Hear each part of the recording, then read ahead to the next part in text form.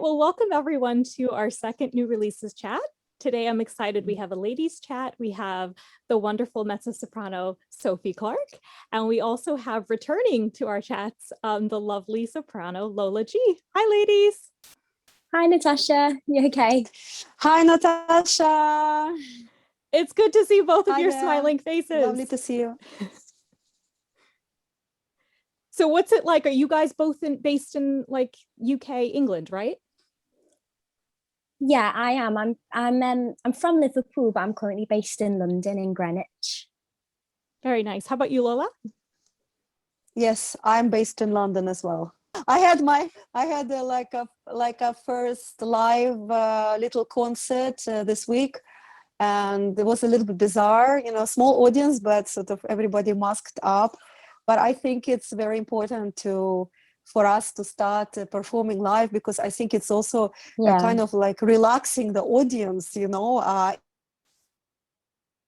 it and helping people to get out of anxiety, and the fear sort of like. So yeah, it's been a little bit bizarre, but it's been very special. Like I can't wait to come back to more live performing now. That's awesome that you were able to do that. And actually, Sophie, so one of our team members, John Harvey, he used to do a lot of concert reviews for us, and he actually heard you singing Busking recently. Oh, really? Yeah. That's funny. Yeah, I've been doing quite a lot of busking, but same as Lola. I've had quite a few concerts and performances again. I had one last night in Elephant and Castle in London, which was really exciting, and lots more to look forward to as well. And did you just sing it? Was it Miss Liverpool or something? I saw a couple things on your social. Yeah, so I'm singing for Miss England, but that's been postponed till August. But last week I was singing for an event for Miss Liverpool, which will then lead to Miss England. But yeah, that was a charity event for Beauty with a Purpose. That's awesome. So I'm really glad things are starting to open up, because it's been a long time, I know, for the audience to want to get out. I mean, online is great, and I think we should still do that, but there's nothing like live performances. Exactly.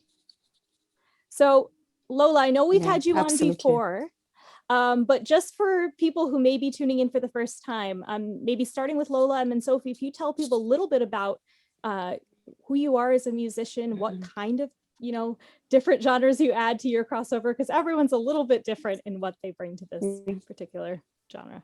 Thank you, Natasha. I am a singer-songwriter, trained classically trained soprano, and I was born in Moscow, spent my childhood in Indochina. So really kind of like a global, love all parts of the world, Southeast Asia, where I spent a big part of my childhood, and of course London, where I spent most of my adult life, having won the scholarship, music scholarship as a teenager. So I spent most of my life living in London. Love the city.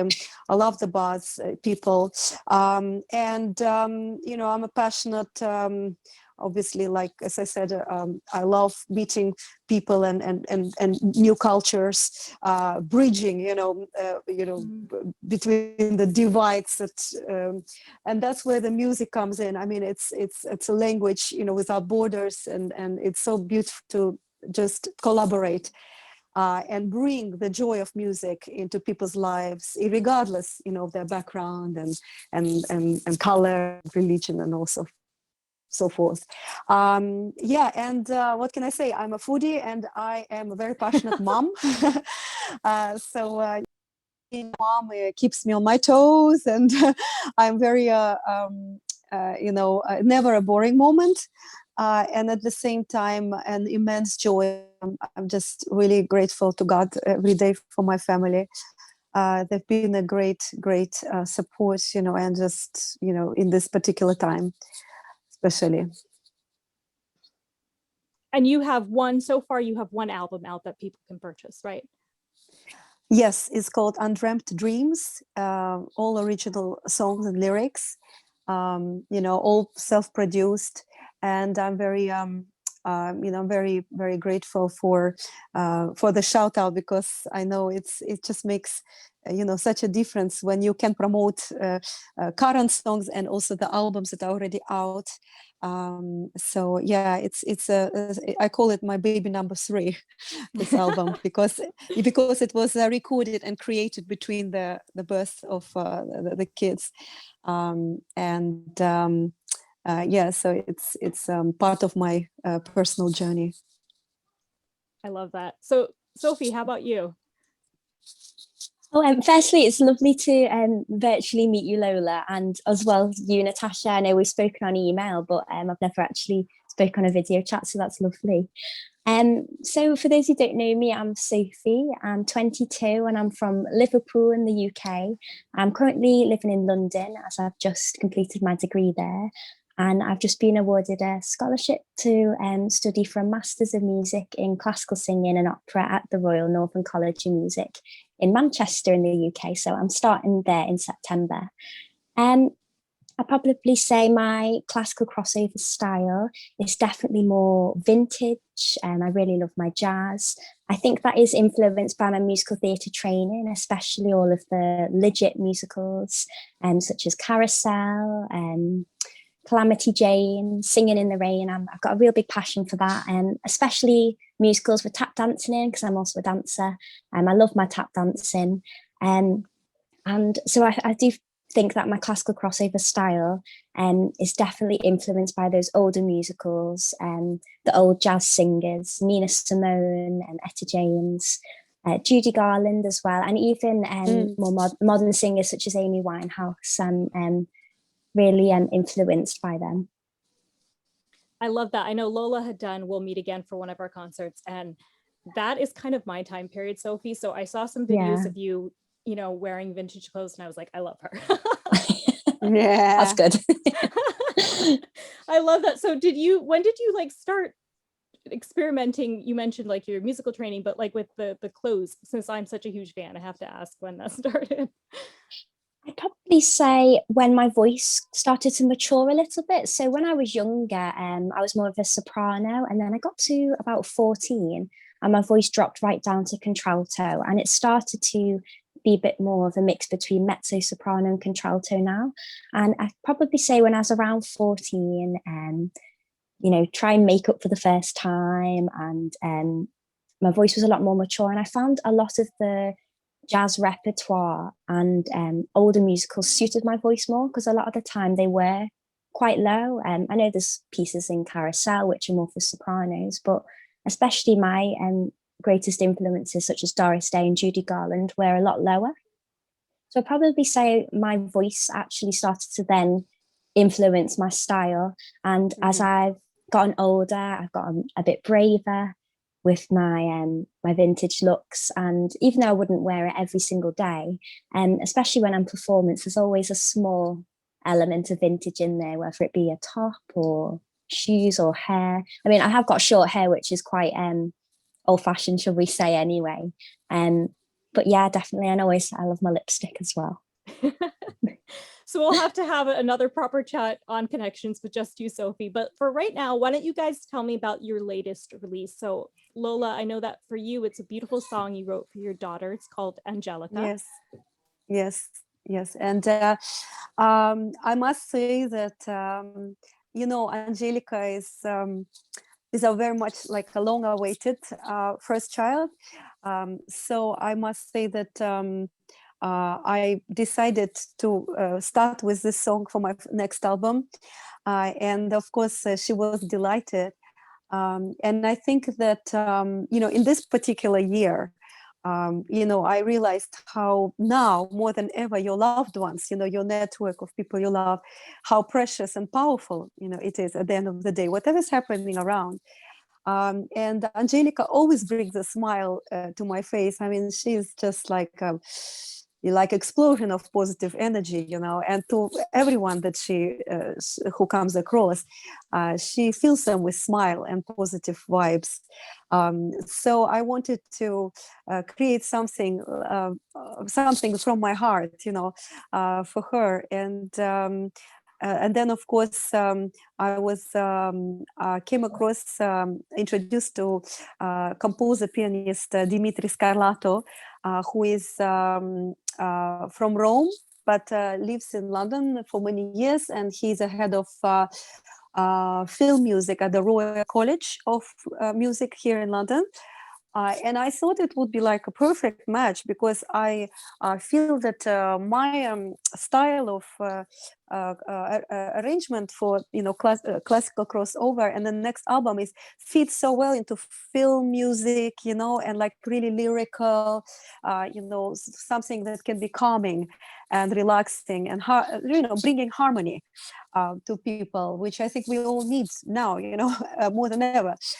So this first track we arranged with Dimitri, and I'm very happy because he kept the essence and he worked around it, but he still brought his expertise, like in his, personal touch to it, and made it magical in places, I think, while leaving, for example, the special, leaving it at the end, when I'm singing actually the words Angelica, beautiful Angelica, he kept it like really really pure, and that's what I wanted at the end, that it's very simple. So I'm very happy that we're starting collaboration with him, also for You Are My Sunshine, the next song that you will hear very soon, and I'm sending to you. So he's going to finish up like final touches, so I can forward it to you today or tomorrow, later today. Yeah, so that's very excited. She will be performing the new song at our concert, July 25th. Actually, both of these ladies will be performing July 25th. But Lola, just tell us, for those who don't know, so you are playing the piano on that track though, right? Yes, I am. As like born into I would say cultured family, in Moscow, every girl would do ballet or music or both, piano. So I think I was a bit too tall for ballet, which is not my problem anymore. I'm not so tall. But when I was like 5-6 years old, so they decided to, after they had the ears tested, that I had, they decided to start with piano lessons. So from about 5-6 years old, I had like a babushka, like a very experienced Russian older lady who is, who would check me out. And so, and so my piano is a base for my writing, so I'm always like, when I write, it's voice and piano. And I've finished one of my degrees as a concert pianist. However, I had such passion for singing that I felt it was something that I really had to, I felt such an urge to find my own voice. And I love, the opera and the theater world. And so therefore I went subsequently, like after finishing as a concert pianist with my degree at the Guildhall, I went to Royal Academy as a singer. And then had the privilege and the fortune to meet my singing teacher in Italy, who really helped me to find my technique, and to find, to help me grow as an artist, and encouraged me to write my own songs, because that was about the time when I wrote my first song, when I met him, and he was super encouraging, which is lovely, because that's where I found my new special way of expressing something so sort of deeply personal to me through original writing, lyrics and music. Okay, so we'll take a little listen to Angelica now. Follow your dreams, you're calling,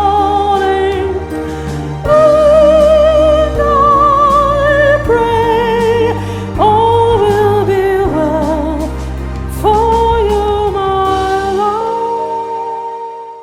So Sophie, tell us, you've released actually a couple singles over this time in lockdown, and your most recent ones is Born Free and A Dream is a Wish Your Heart Makes.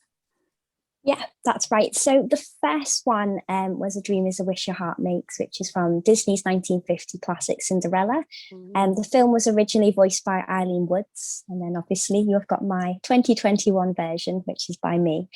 And so The inspiration behind that song, since the age of 15, I've been a regular busker in my hometown of Liverpool, and also in London, so street performing for many years. And I did that initially when I was 15, 16, 17 to help fund performing arts training.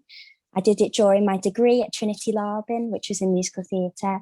And also for the past year, I've been doing it as much as I can to help fund my master's degree. And this was before I found out that I've been awarded a scholarship to study for the Masters in Music at the Royal Northern. So this song really is to kind of celebrate that moment, because dreams can come true. And I hope to encourage and inspire other young people to be proactive in pursuing their dreams, whatever that dream may be, whether it's music, maths, whatever it is, and just to be proactive and see what you can do to help your dreams progress. So that was the inspiration I'd probably say behind that one. And then Born Free, that's from the 1966 film of the same title. And I recorded that song initially just as a video for Mother's Day for my mum here in the UK. And in the video, I used lots of different pictures of me and my mum, all of our family on holidays, birthdays, all that kind of thing. And I just thought, why not release it as an actual single as well? So I've dedicated that one to my mum, and she's so made up. She's so happy about it, and because it is one of her favourite songs. And I've been singing both of those songs whilst I've been busking, as well as my other tracks. I love that you are really taking that step to support your dream. So tell us, what was it like the first time busking? Was it quite natural to get out there and do that? Or?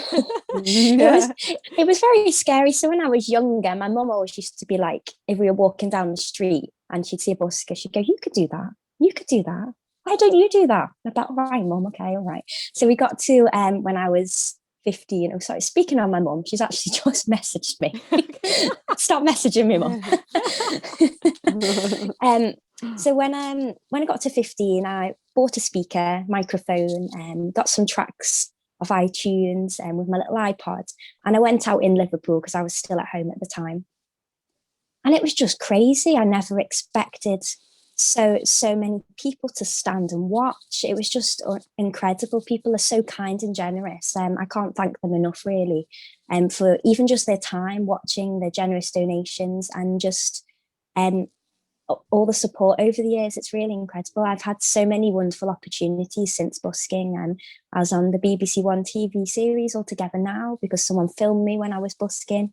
Other jobs that I've done performing in big venues in London, it's all from street performing, and I'm just so grateful to have the opportunity. And one thing my mum did do, which was a good idea, a lot of buskers, we all have signs which are our social media, and my mum was like, "I think you should explain, and well, not explain, just show what you are busking for." So when I first started, it said Sophie Clarke, age 15, funding for performing arts school. So now it says Sophie Clarke, age 22, funding for master's degree. So that's where we're up to at the minute. That's good, because it gives people a real reason to understand and want to root for it and support you. Yeah, and it's really good topic of conversation because with busking as well, you get to speak to so many wonderful people, and people come and ask about my masters. I meet so many other musicians who are also training at conservatoires or have just graduated or graduated a while ago. So it's a really good topic of conversation as well. And lots of people take a business card, and I can connect with them online too. That's really great. Well, now we'll listen to a little clip from A Dream is a Wish Your Heart Makes. No matter how your heart is grieving, if you keep on believing, the dream that you wish will come true. Obviously, both of you ladies, I think, are indie artists. Is that right? Yes. Okay, so tell us a little bit, like, I know people are starting to release things for the first time. Lola, do you release to Spotify or no? Yes, I think it's an important platform to use. And I mean, I haven't studied it, to be honest, but I know that every artist is, the first question you get is, "Are you on Spotify?" Like from the listeners. So I think one way or the other, we've got to use this tool. How about you, Sophie? What's your feelings with that? Are you happy to release there, or?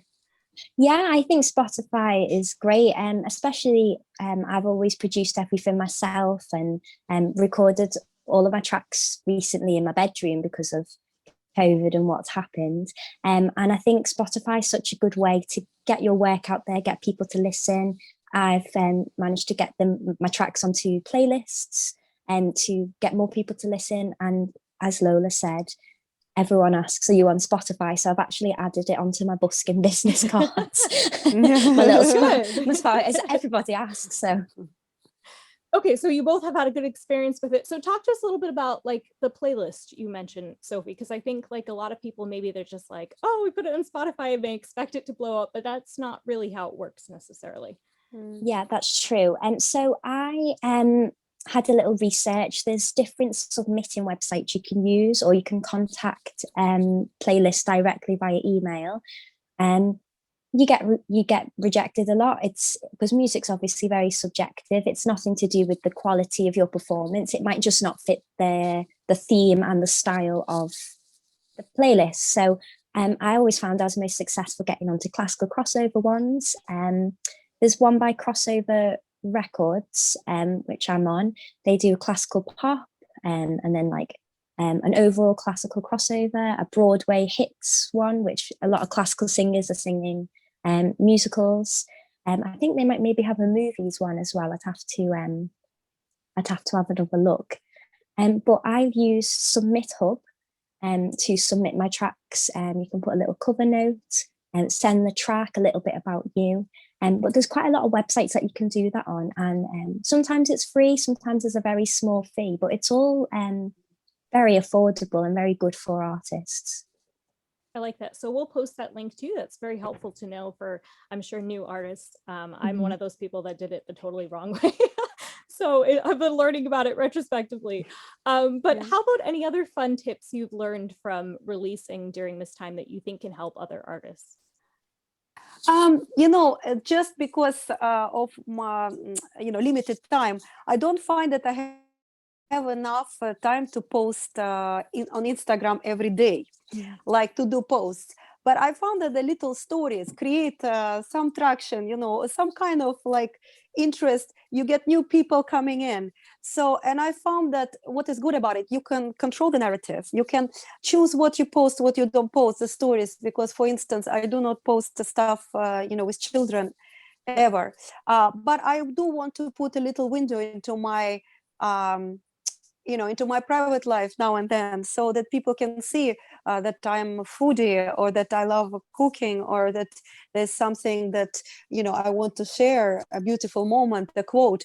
And strangely enough, I do find that there is like some movement and traffic going, even though it doesn't mean to say like people are not buying the album, but I can see that they go into my YouTube and join the YouTube. So somehow it helps every time to grow a little bit.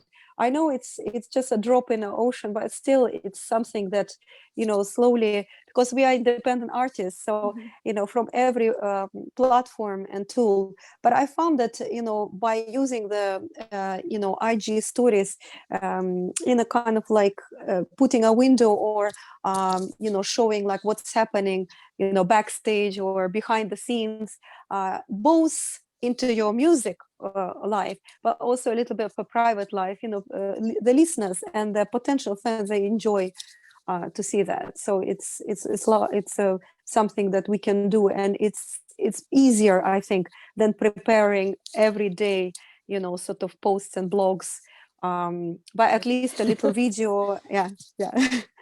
So no, I agree. That's great. And I think it's the fans like that personal level, getting to know you just a little bit better. Yeah, even I love to see you, with your little dog snugged up, it's nice, like it's nice just to show a part of you that is loving and fun. And it's just simple things like that. I think some people like appreciate, and it's attracting them, and it's still like a genuine, thing. It's not like you're making it up. Anyway, up to you, Sophie. I'm sure you've got many more tips. Looks like you've been researching it. A little bit.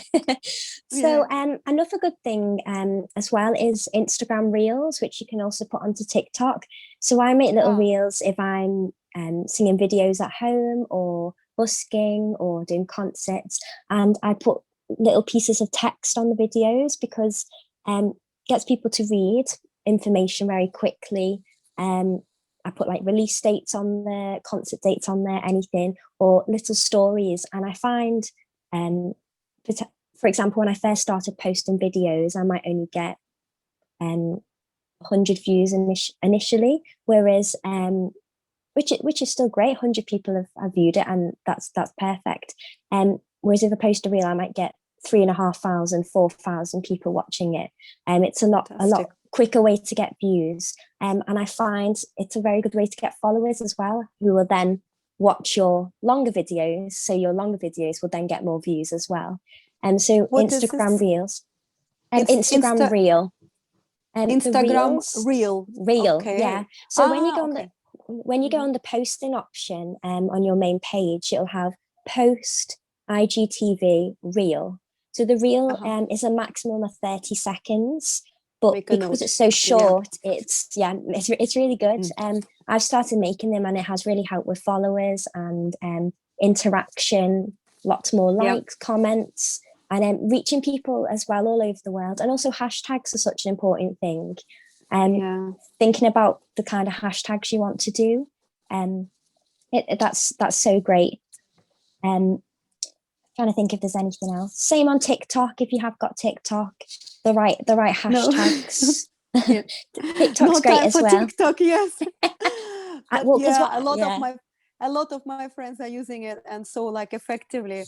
But I just, I'm on Twitter as well, and I'm trying to keep a little, friends keep connection with friends on Twitter, because it looks like some people use Twitter more, other people are more Instagram. So it's hard, isn't it? Because everyone uses different. But what I tend to do is I'll use the same reel that I've made for Instagram on TikTok, so it's the work's done for both. Exactly. And I'll use the same hashtags and everything, so it's quite good. I was listening to Mary Jess talk, and I don't know if it was on the Victoria Taka podcast or something, but she was saying, it really depends where your fans are, right? So Sophie, you have this great thing where you found your fans on TikTok and Instagram. Lola, if your fans are on Twitter, that's wherever they are is where you want to be creating that content.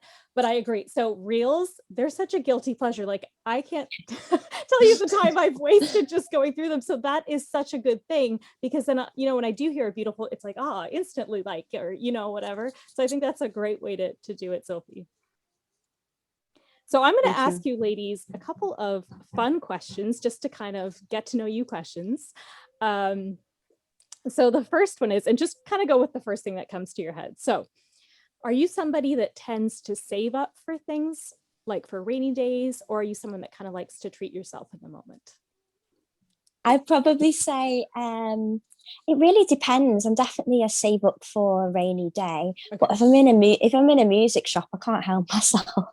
I just where it's like things like clothes and stuff, I've got more control. And there was a picture actually it was going around Instagram and Facebook, and it was like normal people, and it has like expensive phone, expensive car, clothes, everything. And then it was like musician, like £1 phone, very old car, and then it was like piano, like £3 million or $3 million. And I was like,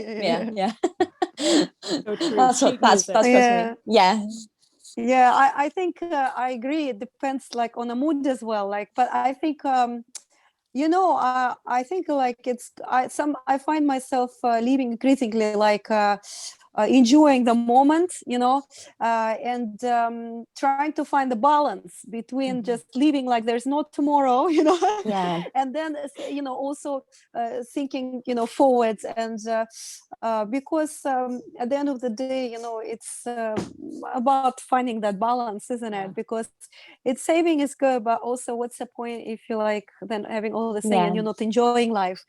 So exactly. got to celebrate, enjoy life, give to people we love, Mhm. and just give sometime if you want to give without a reason, just give. But I think it comes back. So, it's, yes, this just finding balance is so important. I agree. I That's completely beautiful. agree. Yeah, no. So I was a saver, but then my husband is a super saver. So now I've become more of a splurger. Yeah, I know where you're coming from. It's cool. So do you guys, this was going to work a little bit better for the guys that were supposed to be on today, but do you have a favorite superhero? Wow, trick question. I know, Sophie, right? after you. All right. Yeah.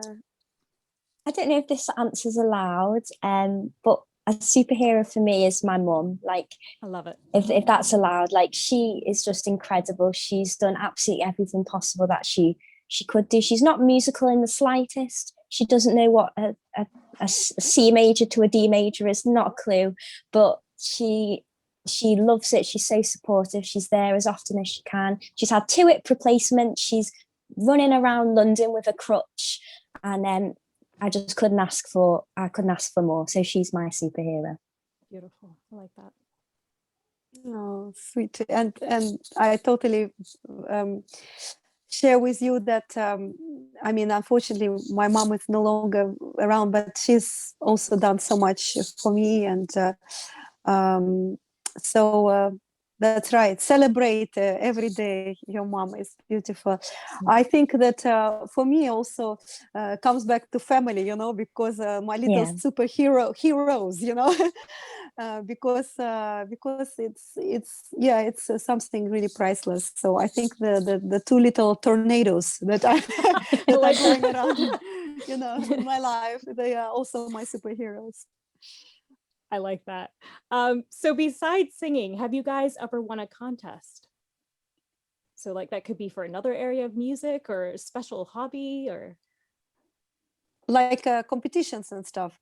Yeah, like something for grants, like various grants, and also something for a concert that I had. But over the years, like grants and scholarships, like stuff. Yeah. but you've never entered anything like non-singing, like jam. Non-singing. No. Yeah. Non-singing. Oh no. Okay. I'm boring. Yeah. It's not necessarily a contest, but outside of singing, I like doing like fitness challenges for charity. So I recently did a 15-kilometer run for cancer research in the UK, and I did a 2,000 burpee challenge for bone cancer. Oh, bless. That was quite difficult, I have to admit. That's quite hard. So I've won medals and things for that, but it's not necessarily a competition, but it's something that I've entered that's apart from singing. Okay, so we have to talk about the burpees. Over how many days was that 2,000? It was for a month, but it was quite difficult because some days I didn't have time to do it, and all I have to say was my hands have never been the same since. Full of just calluses and but no, it was just such a good cause, and I had some of my good friends, so they didn't do it with me, they just cheered me on. I like that. I want to get more fit and actually do something. I know. Yes, I mean, I'm in the same. I feel the same way. I'm afraid I was so lazy when it comes to sports. When I must say, I have to admit, I prefer to be pampered and have a reflexology session than sweat it at the gym. Unless it's with a girlfriend, who is motivated and hot. But I think it's definitely also. Like I think it comes back to balance. It's definitely good to to push yourself, whether it's swimming or I think as a singers we are anyway, like I haven't been to the gym, but I was at the gym last week with a girlfriend, and the trainer was surprised how fit I was, and I said, well, I've got 2 kids, young ones, and he said, but then also I think because as a singers, I think even though we are not maybe like in the gym every day, I think when we sing we are using the muscles and our whole bodies, and breathing, you know, and stuff. So I was like impressed with my balance, and I was like, oh, cool. I haven't done, you know, like I haven't done any yoga forever. I haven't done it. So I think that's the beauty of singing as well. You know, even though we are not like actively out there, you know, we are, you know, stretching from the inside, you know, and then if you're breathing properly, you know, you're sort of like a diver, right? You've got to manage that breath and the regulation of subglottal pressure, your support. So if you're doing it properly, you're giving your body a nice boost, I believe. Yeah, no, for sure. It's another way to really keep your and your posture too, right? Like that's a big part probably why your balance is so great, is because to sing I was just sitting really bad. So this one is, I don't know, Sophie, if you've done any songwriting yet, but I know Lola you have. So what do you think is like a beautiful word you would like to you like using in your songs? Beautiful what? Beautiful word. Yeah. Like any beautiful word. Yeah. Do you have like something you like to use that you just think, oh, this is so great, I'd like to put this in my song? Ah, you mean like a theme to the song, or like a new title to the song? Yeah. Well, I mean, yes, I think, you know, comes to mind something about freedom and flying and just being, you know, free. I also would like to write a Christmas song. I have had it in my mind for a while, you know, but it's something so, you know, I'd like it to be, you know, a joyful, uplifting song, but not in any way cheesy, you know. So I have to think about, you know, the story and the lyrics, or just keep it really, you know, simple, and maybe think about, you know, collaborate with the kids on it, you know, and see what how they can inspire me. But I think the Christmas song is definitely something that is so you know, relevant every year. So, you know, if I write a couple of Christmas songs, a beautiful Christmas song, that's something that will be also be very you know, will be, you know, something that I could every year I could promote, which is, you know, around Christmas time. So yeah, that's in my mind, you know, happy Christmas time, you know, vibes, feeling free. And, I hope you do that, because there's I love Christmas music, but it, you know, like we all do the same songs, right? So whenever there is a great new song that I love the old ones, but whenever there's a great new song, it's definitely like, yes, this is going on my playlist immediately. So how about you, Sophie? Do you have a kind of word that's inspirational to you?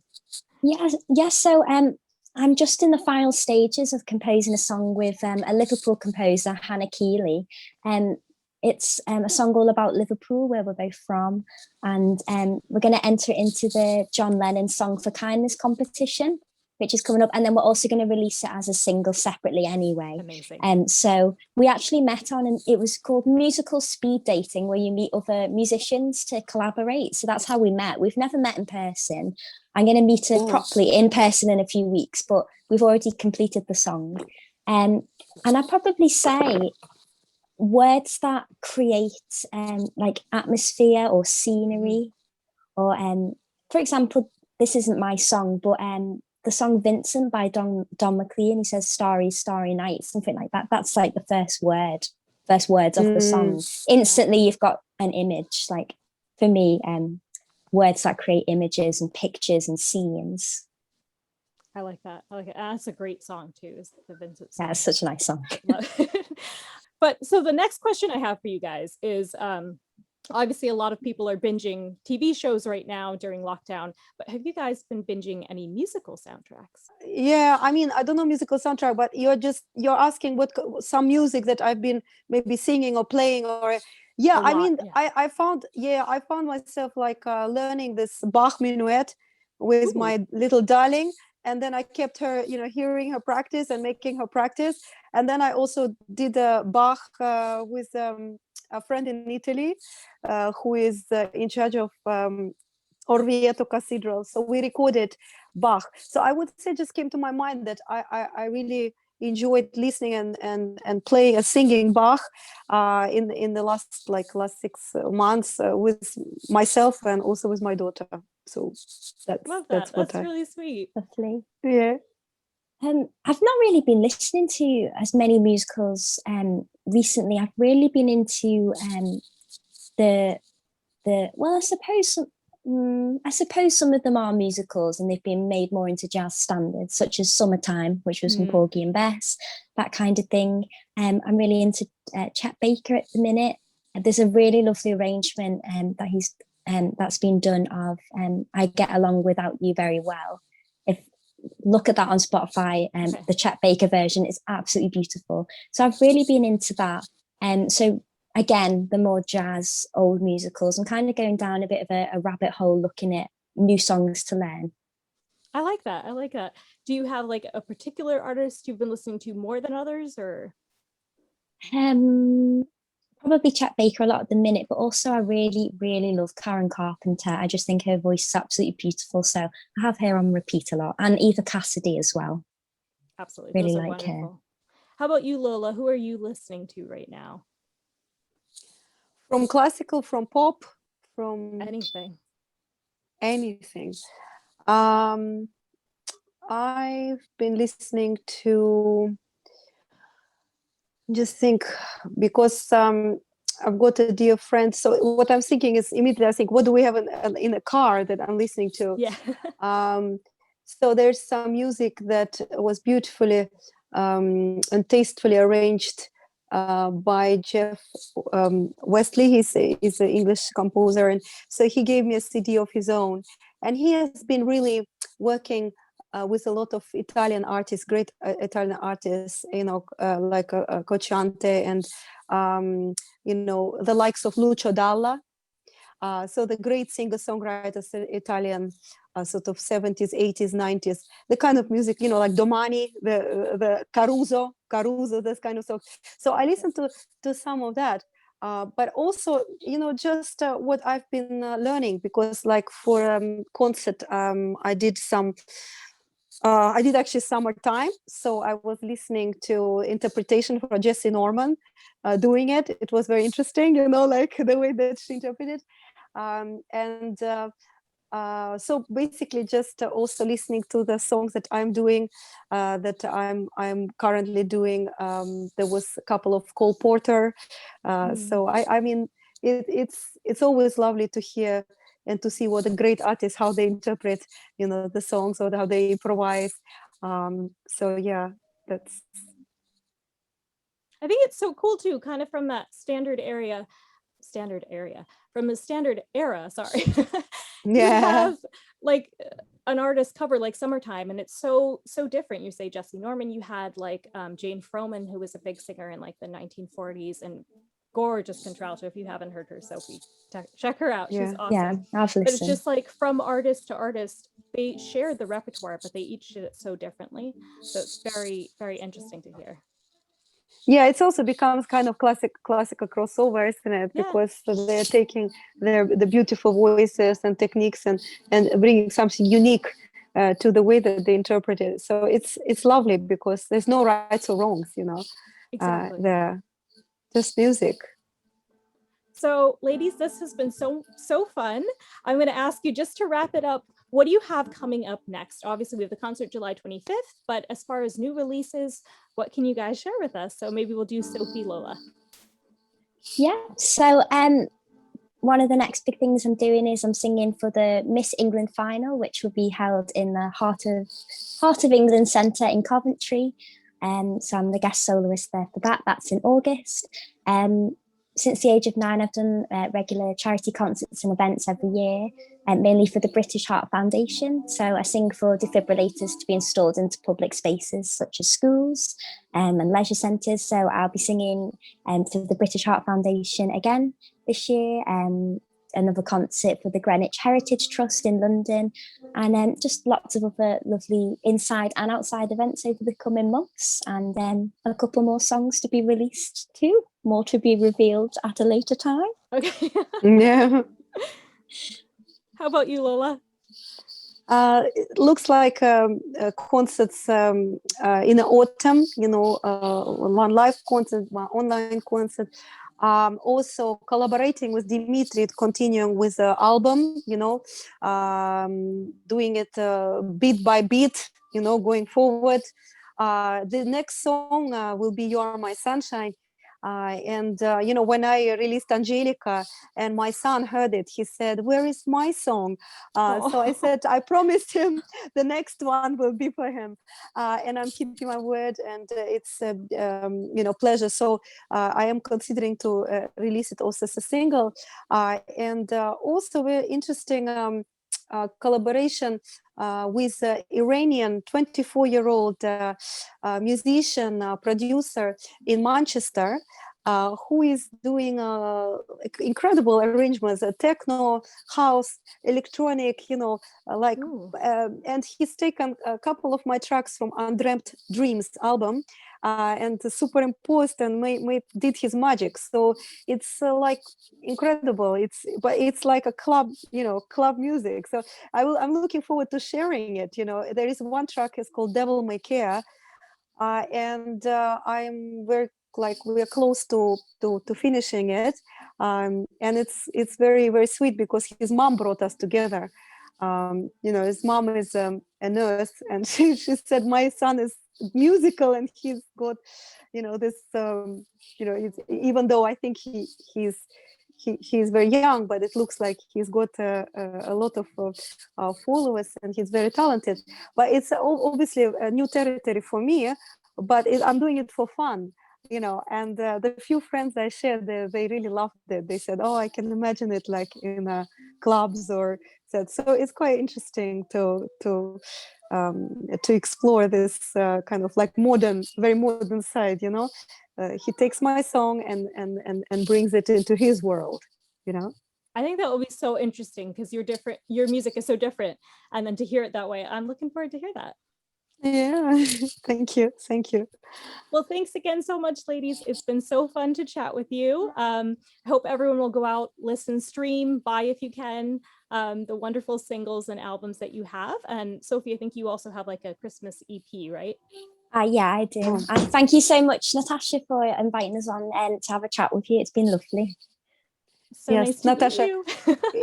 it's like such a lovely way to finish this week and to start the weekend. So lots of love from London, and stay well, and we'll speak soon. Thank you so much.